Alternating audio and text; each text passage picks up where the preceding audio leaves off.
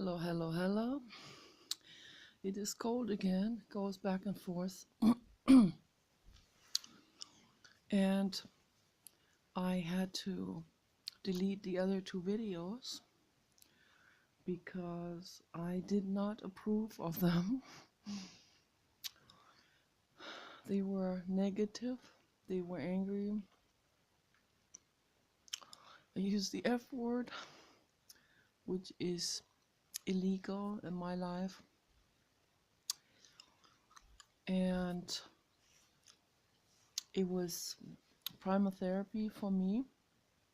Wished I had a padded wall, thickly padded. I would slam myself against it, but I don't have that. I used to have a primal room in Germany. My mother didn't want me to put it in her house, so it ended up a 4,000 euro primal room with real thick walls. I couldn't take it with me. My mother didn't accept it in her house, so it ended up getting lost. Someone took it. That's how it goes. Yeah. So I wished I had that here right now.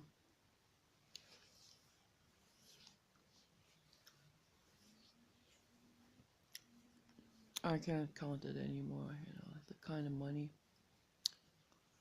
that has gone to waste.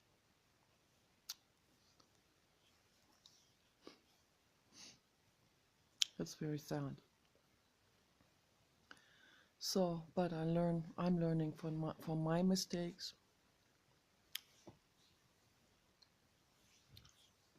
I don't make those horrible, terrible mistakes again. I should have known that I was going to move out of there and that my mother wasn't going to take that to her house. I couldn't take that with me to the United States. That cost way too much money. So, I made a lot of mistakes. After my last car, I decided I either get an electric car or no car at all.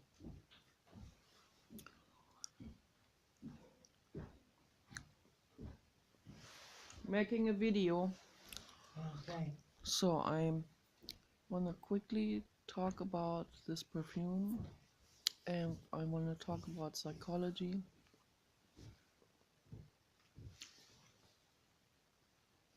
This is, I really, really, really love this perfume. Really love it. This is the perfume called Gucci. I think it's Pour Femme. Pour Femme Veritas e Verde. Verde is green and Veritas means truth. The true. Truth-loving femme, woman. So that's what I am. That's also why I'm very unpopular, because most people are basically ridden by their egos and their little homunculuses and their little monkeys on their backs. Okay, so that's what drives the majority of humans. If I step farther away from the big picture, I can see clearly that they don't know better. They're puppets of this. But if I am affected by this in some way, my Medusa comes up. So, and I am often emotionally affected by this, because how can you not be affected by this if you care? So I care very deeply, and when I sign petitions and I see the horrors in the world, it makes me cry. I cried earlier again. So I cried yesterday all day long for for different things. Mainly, the main thing that bothers me is that people's egoic act outs are are hurting other living beings and life on Earth. That's what bothers me the most. This this needless suffering that is caused just by people's self-image proliferation, the self-image of greed, entire greed domino effects with the kind of stuff I already heard about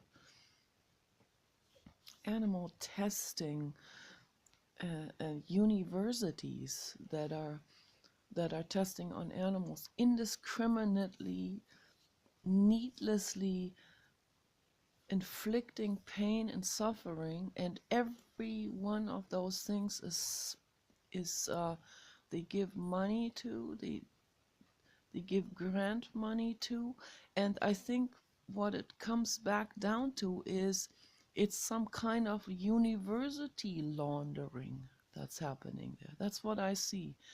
The university study program laundering. You know, it goes through that, it's funneled through that alibi. When in reality, it probably is something much, I mean, they're not even words to describe it. I think what it really is it's basically, it is like an opportunity that is sold to sadistic people. I think that's what it is. I even saw footage of this on YouTube where I thought these experiments, A, they are not even legal anymore. They shouldn't be legal anymore. And B, they have already been tested excessively in the 50s and 60s, where they did all kinds of horror. And they do this again to, I don't know, for some kind of ego feeding? Ego feeding? How far does this ego feeding go? That is my question. I think it goes into extreme insanity. This the self-image, the greed, the ego feeding, the bloodlust, all of this goes to extremes, like that guy in Germany who found a man on the internet, some kind of sadomaso club type of thing, where he and that guy, where that other guy agreed to have that other guy cut him up. So he cut that guy up like one piece at the time, and they ate his body parts together. I mean, it's like, does it stop anywhere? I don't think so. I think it will continue to write itself into more and more and more insanity. Just as alcoholism and drug use will write the person who uses it further and further into insanity and suffering and misery. And that's why I say to people, don't go in that direction. It is not a choice to make, okay? Alcoholism, no matter what amount you take, is not a choice to make in your life. It's not a lifestyle choice. It's not a choice. It doesn't go there, okay? When you keep going there, you're not only walking towards death, or for sure the death is there at the end of the road, the dead end street. But the suffering that precedes that, seriously, really, if you really look at it closely and see it, if you really see it for what it is, You're not going to go down that road. You're going to come back out of that maze garden road and say, no, no, no, no, this is very dangerous. There's a bus coming towards you. Not only that, there is extreme suffering down that road, and the suffering just keeps on getting worse. Don't choose that route. Don't go that route. And not only do you cause yourself suffering going down the road of alcoholism or any drinking or partying with any substance, alcohol, nicotine, any kind of drugs, psychedelic drugs. If you go down that road, you're not just causing yourself severe suffering, and you're causing families to break up. You cause yourself a complete rift with your own sister, okay, or brother or family members, okay. You're going to cause them to suffer. You're going to cause them to be terrified for you.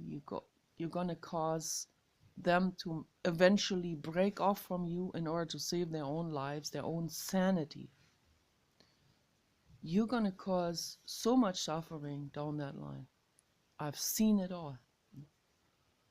I've seen this insanity because I'm an animal rights activist. I see what's going on in the world. I'm not naive anymore. And that's why I make these videos, because I am a bear mother, a dog mother. I'm a mother hen.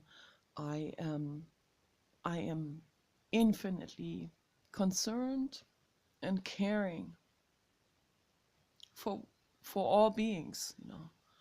I don't want beings to suffer. So that's why I make the videos. That's why I made the other 2 videos that I deleted. But I got mad. Getting mad and starting to become like a bulldozer is not gonna make the world a better place. That's why I had to delete the videos. I went through very deep emotions for the last couple of days. Cried all day long, real deeply, real pitifully. After the conversation with my brother,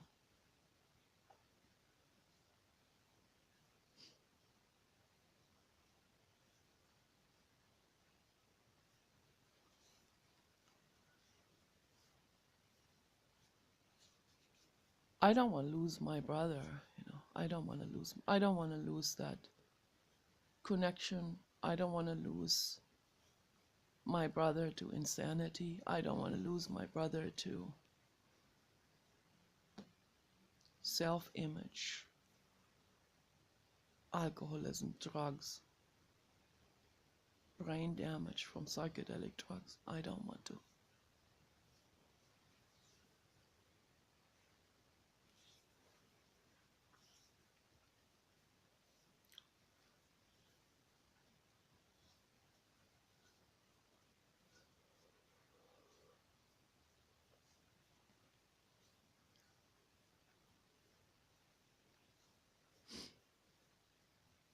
But I'm just a human,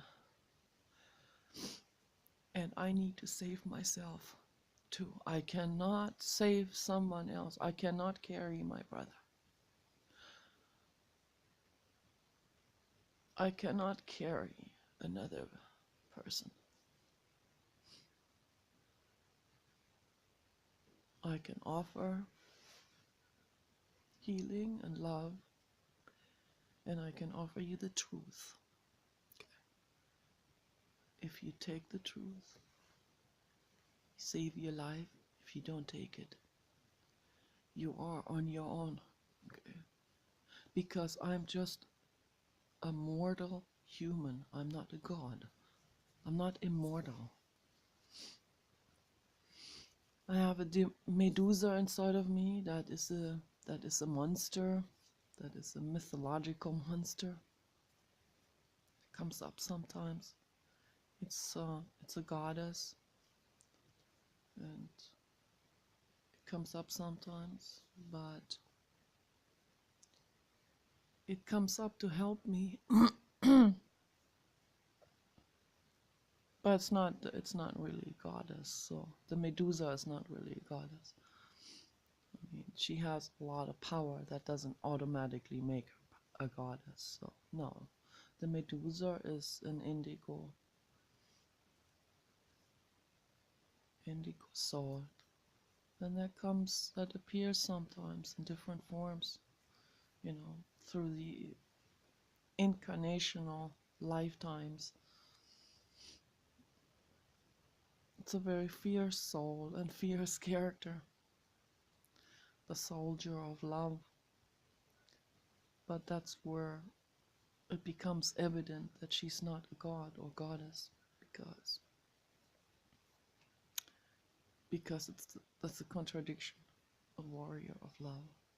Once you really love, you're not doing what Joan of Arc did, slaying people on a battlefield. So you don't go to war. You don't go into a war zone. That's not love. Defending your loved one on one, it's a completely different thing. Going to war against people you don't even know, no, that's not love. It's a misunderstanding. So I did some more research on Alessandro Michele. Okay, I hope I pronounced this correctly. That's an amazingly dramatic name. I love that name. Beautiful. Alessandro Michele.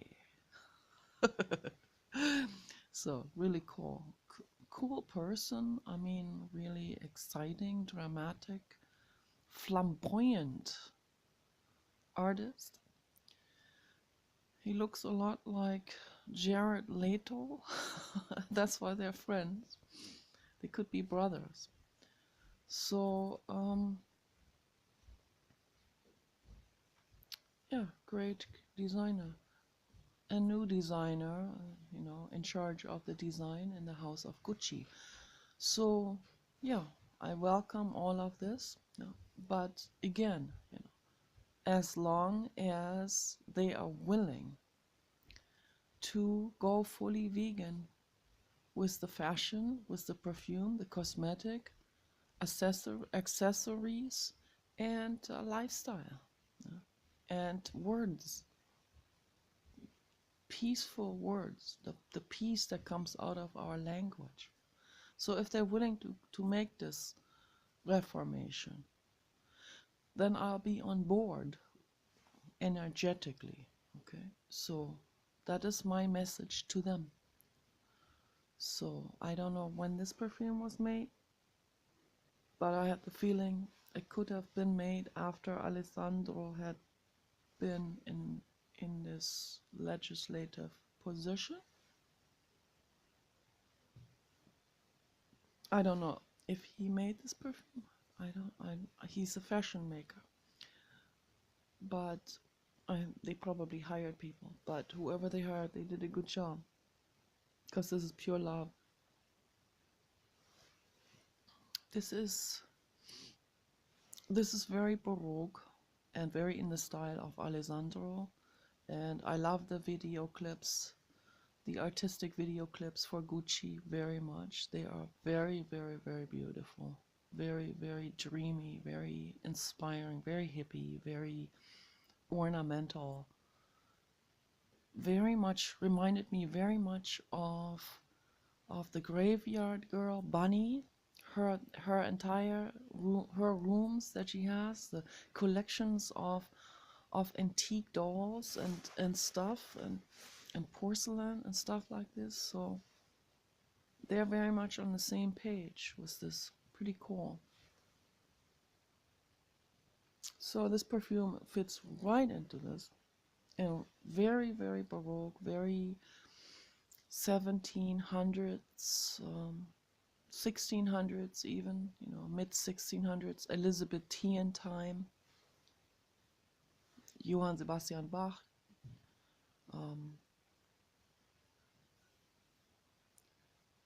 Antonio Vivaldi, of course. So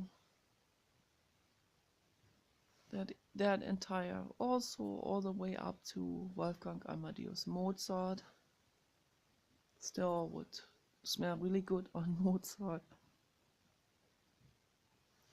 So 1600s, 1700s, that's where this perfume fits into where they were wearing crinolines under their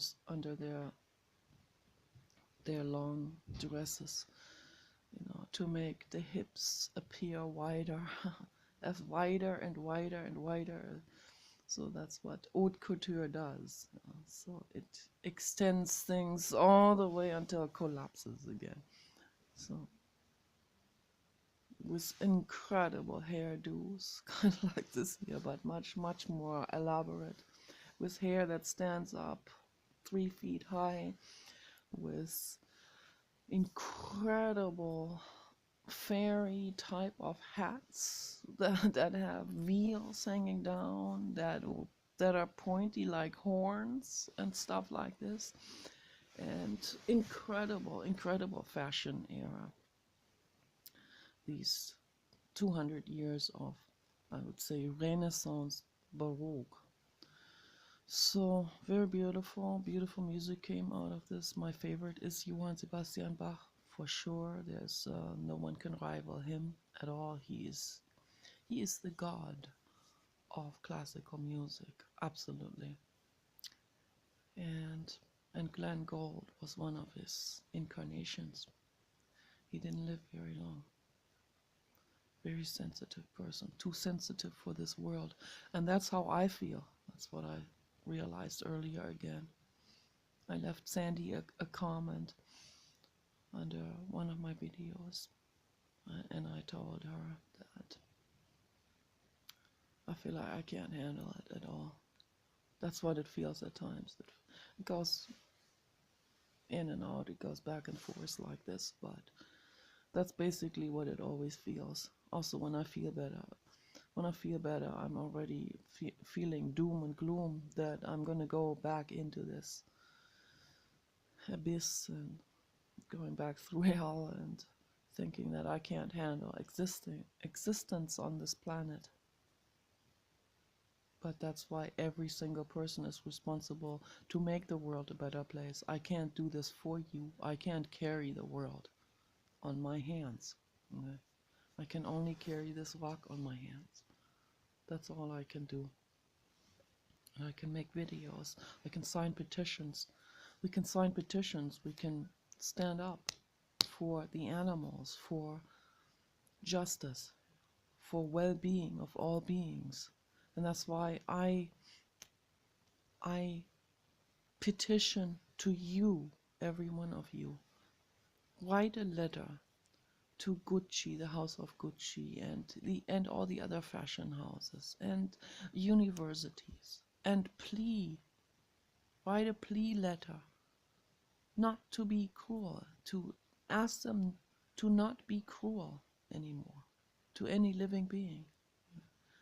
Ask them to not accept animal skins anymore to come onto their desks. Ask them to not feed into this poaching and this stealing and raping and plundering and slaying of the animals out there around the world. Ask them to be on board with kindness and compassion. Write a peaceful letter. That's the only way we can communicate. We can't communicate the way I made these last 2 videos. But it was an expression that I needed to do at this moment for myself. It was important for me.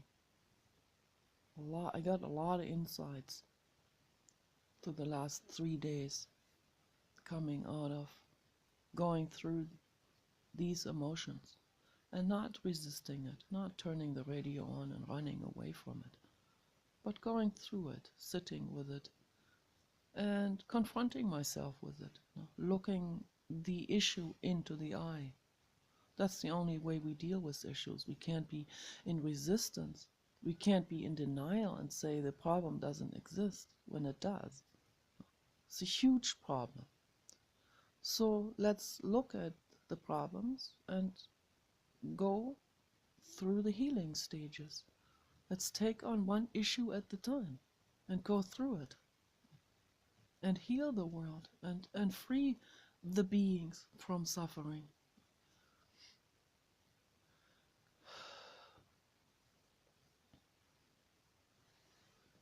I love this perfume very much. It's extremely classy, it's extremely elegant, it's extremely wealthy and abundant. It's very luxurious, this perfume, absolutely. So it has carnation, that is the number one scent that jumps at me, and I love it. It has tulip, it has cherry blossom, it has lemon verbena, it has rose. It has these very, very classy and classic scents that are composed together. Very, very amazing.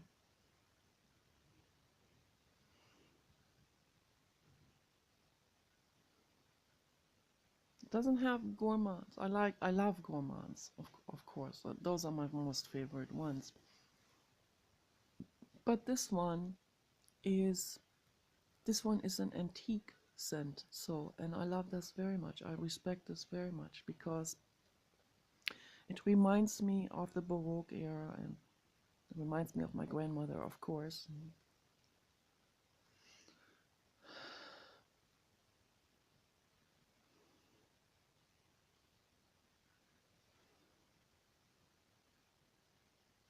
Fantastic scent. It's mouth-watering, even though it's not a gourmand. When I smell flowers, my mouth waters.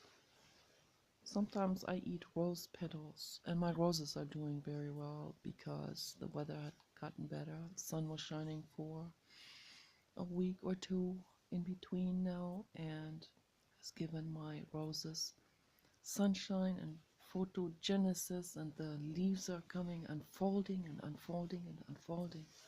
Beautiful. They're still very small, so I bought them like a foot tall, and from a very nice orchard. And so now they're about 2 feet in, not in height, but in width now. So they have unfolded in 2 directions. The deer had gotten to them, so we have surrounded them with a wire. But then the baby deer, they have such narrow heads, like sea needles, sort of, and they got their heads through and they nibbled away on the new leaves. So we're gonna get and put another wire around it so that the spaces, because the wire space like this, so that they're like this only if we lay it on top of one another, so that there's only this much space, so they can't put their heads through. You know, they love flowers, they love roses, they know what's good, and they can smell a rose from we had one of the roses already when we first got them, it had a bud already.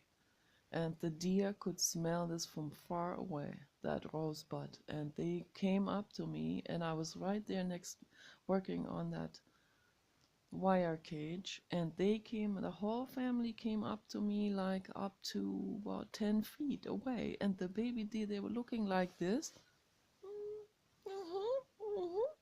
Like, I see the rose, like a child that says, "There, you got the candy bar there.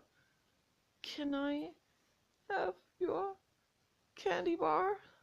That's kind of like what it looked like. The mother too. The mother also, "I want the rose too. Yes, we all want the rose." but it's just a one little bud of rose, and we all want it. But the babies, they were the most curious. The baby were like, I want a rose so much. That smells so good. Oh my goodness. And always talk to them, but they're very shy. They only come up to to about 10 feet, but not closer than that. And when they see the papa dog rustling and bustling there, they run. They are so afraid of that short papa dog. That is crazy, is that?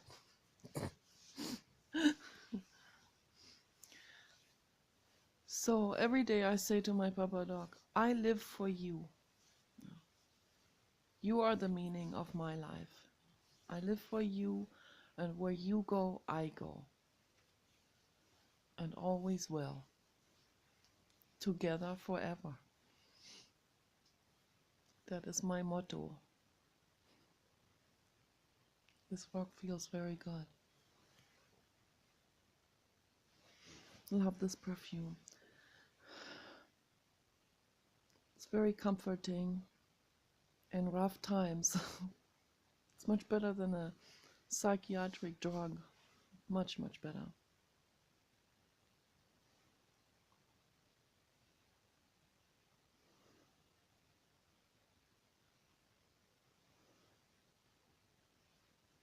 Could have some bergamot in it too. I think bergamot is like probably the most common scent that they all use because it is so amazingly lovely. And it is an insect repeller. So even in the synthetic remake molecule, it still is.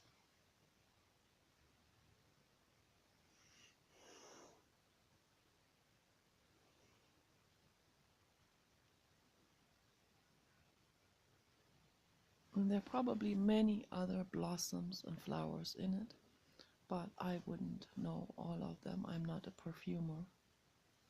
I'm just a hobby kit type of perfumer.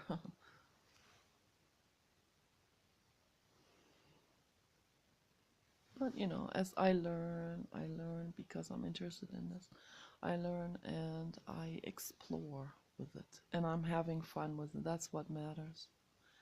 Learning in the sense of child play.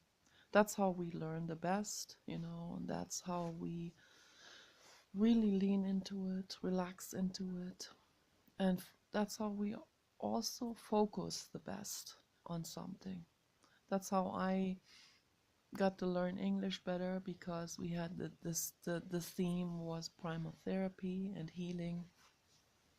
And within this playful theme, and this theme that we lived and breathed, it became very easy for me to get used to all this different terminology. And I looked this up. Some of it wasn't even in the dictionary because they were words from neuroscience, but interests me very much. And then it made also learning the language by itself very easy. That was before the internet, when I started primal therapy. So the way we learned English in school was just through English classes. That's not enough to really get used to a language. I could get by. I was in different places around the world, even in Kenya, the official language there was English. So I talked to all the people there in English, but the school English that we learned is not very versatile. So with a horribly German accent. But enough at least we learned in school. That was like, it's a mandatory language that we learn in school in Germany, also during my time back in the 60s. So that was mandatory. And because they already knew it is a word language, and it was becoming more and more a word language. So we learned enough to at least buy ourselves a candy bar, stuff like that. But so when I came to the center, I really had to look up in the dictionary all the time. Like, and that I was doing this all day long. I had my little Webster dictionary. Well, I forgot now what the name was. I think it was a German-based dictionary, and a little yellow one. And so I was constantly looking stuff up, and I had a notebook, and I wrote the vocabulary in it and what it means.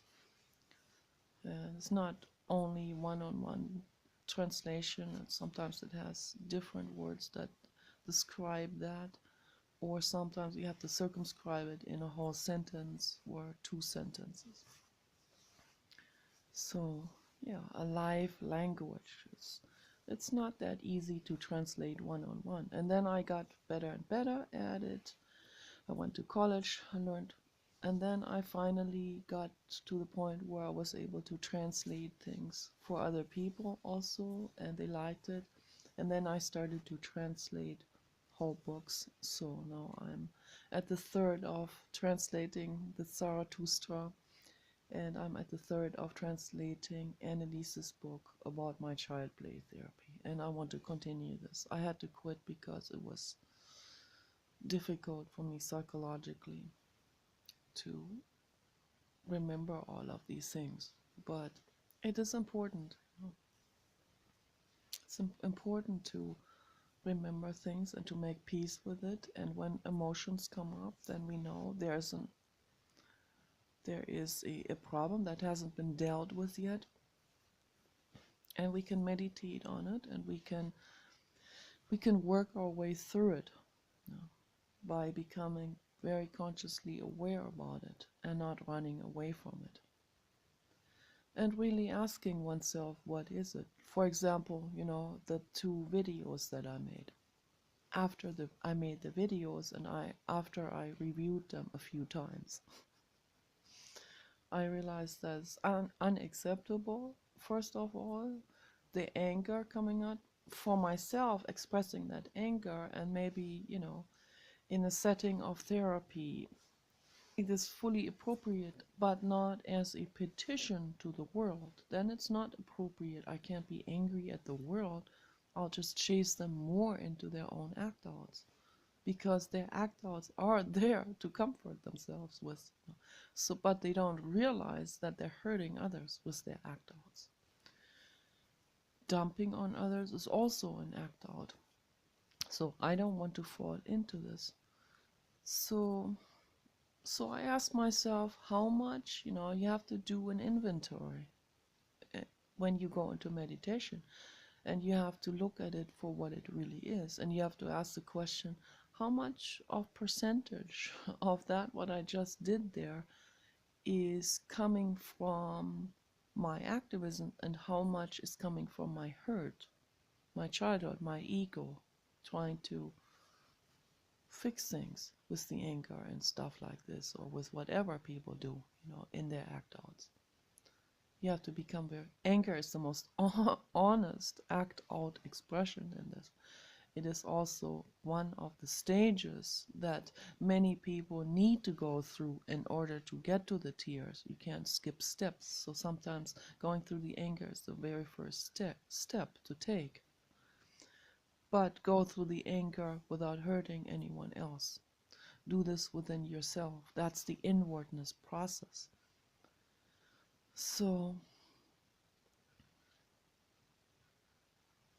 and then when we go through this, then we become clear about it. Okay, this much percentage was approximately, was my own pain, my own pain of not being seen, of not being heard, of not being felt, of not being understood. That's an old childhood pain that comes out as well. I'm not an objective God again. I'm not Jiddu Krishnamurti. So I'm going through my own stuff at the same time as I try to share the message from Jiddu, from the Buddha, with the world. So as a messenger. And I want to be a good messenger. I don't want to be someone who bulldozes other people, because then the messenger is not a real valid functioning messenger, right? The messenger only works if the messenger can bring that message across in a peaceful way. So, and that's what I'm trying to do, and I share with the public as I go through this, as I move forward and along and through with all of this myself. So I hope that clears things up now, and so let's all do this. Let's all take the journey within ourselves and not elicit and want and covet and this or wanting people's attention and wanting fame and so go into yourselves. That's the path to go. Okay, you guys take care. Bye bye.